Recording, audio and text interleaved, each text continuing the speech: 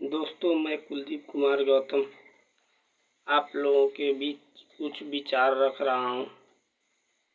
उसको आप लोग सुनिए और उसका अनुसरण करिए। जैसा कि हम लोग जानते हैं कि आजकल दुनिया में भगवानवाद ज़्यादा फैल गया है।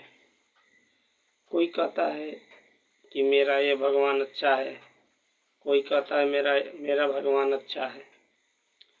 तो सभी लोग अपने अपने भगवान की होड़ में लगे हुए हैं और इस बीच इंसान को कोई नहीं समझ रहा है कि इंसान इंसान है।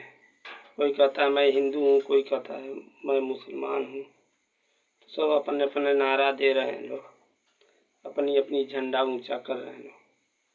तो मैं जनमानस को बताना चाहता हूँ कि जो भगवान चिल्ला रहे हैं तो भगवान कैसा है, और जिस भगवान को चिल्ला रहे हैं वो भगवान कैसा है और असल में भगवान कैसा है, उसका हम कुछ खोज करके इस नतीजे पर पहुँचे हैं कि भगवान जैसा हम लोग हैं वैसे ही अगर होगा तो होगा, लेकिन मेरे मानने से तो भगवान होता नहीं है।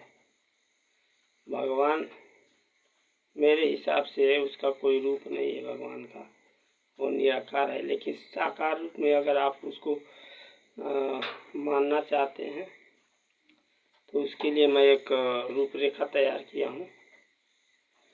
तो मैं उसको बताता हूँ कैसा ईश्वर होता होगा, अगर होगा तो कैसा होगा। जैसे मान लीजिए हमारे शरीर में कितनी जीव जंतु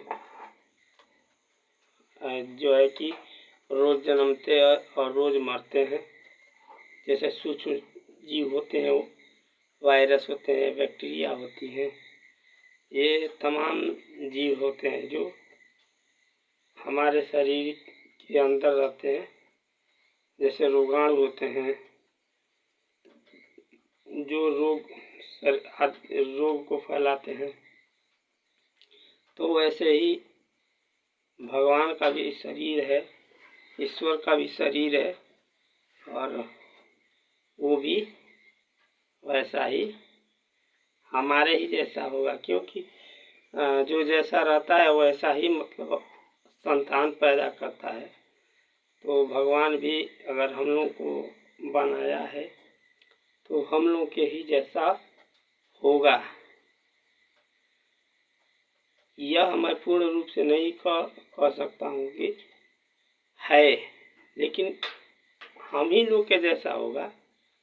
जैसे हमारा 2 आँख है, भगवान का भी 2 आँख होगा, लेकिन उसका जो है, हमारा 2 नाक है तो भगवान का भी नाक होगा, लेकिन उसका अलग भी हो सकता है। क्योंकि जो ईश्वर बनाता है तो हम केवल मानव, ऐसे मानव प्राणी को ही नहीं बनाया है, अन्य प्राणी को भी बनाया है। तो उस हिसाब से वो अनेकों रूप दिया है, तो उसका भी अनेकों रूप हो सकता है। लेकिन सिस्टम जो है ऐसे ही होगा। जैसे हमारा शरीर है वैसे ही उसका भी शरीर होगा। और हम लोग समझिए कि उस शरीर के छोटे से जीवाणु हैं, समझिए जीवाणु हैं, चाहे रोगाणु समझिए, चाहे जीवाणु समझिए, चाहे वायरस बैक्टीरिया, कुछ भी समझिए।